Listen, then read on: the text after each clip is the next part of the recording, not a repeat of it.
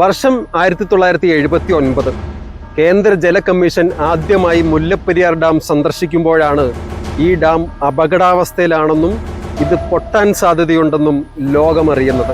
ഇടുക്കി, എറണാകുളം, പത്തനംതിട്ട, കോട്ടയം, ആലപ്പുഴ, തൃശൂർ തുടങ്ങി മധ്യ കേരളത്തിലെ ഒട്ടുമിക്ക ജില്ലകളും നശിച്ച് നാറാണക്കല്ലാവും.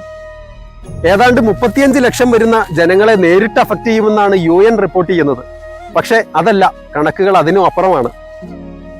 കോടിക്കണക്കിന് ജനത ഒന്നാകെ ഒലിച്ചുപോയിട്ട് ഈ നാട്ടിൽ അവശേഷിപ്പുകളായി കുറെ ജനത ജീവിച്ചിരുന്നിട്ട് എന്താ കാര്യം? ഗാഡ്ഗിൽ കമ്മിറ്റി റിപ്പോർട്ടും കസ്തൂരിരംഗൻ കമ്മിറ്റി റിപ്പോർട്ടും ഒരുപോലെ പറഞ്ഞ കാര്യം, വലിയ മലഞ്ചെരിവുകളിൽ നിർമ്മാണ അനുമതികൾ നിഷേധിക്കുന്നു. എന്നാൽ 130 വർഷം പഴക്കമുള്ള ചുണ്ണാമ്പിൽ തീർത്ത ഒരു നിർമ്മിതി മുല്ലപ്പെരിയാർ ഡാം, അതിപ്പോഴും ബലമുണ്ട് എന്ന് സ്ഥിരീകരിക്കുന്ന സുപ്രീം കോടതിയും തമിഴ്നാട് ഗവൺമെന്റും കേന്ദ്ര സർക്കാരും ഒരുപോലെ ഈ ജനങ്ങളെ കബളിപ്പിക്കുകയാണ്.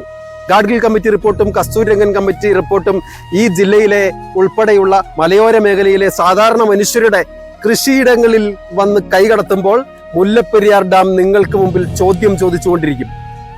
കേന്ദ്ര, കേരള, തമിഴ്നാട് സർക്കാരുകളെയും സുപ്രീം കോടതിയെയും ഒക്കെ വിശ്വസിച്ചിരുന്നാൽ നമ്മൾ ഈ മലകളുടെയൊക്കെ മുകളിലൂടെ അങ്ങ് ഒഴുകിപ്പോവും.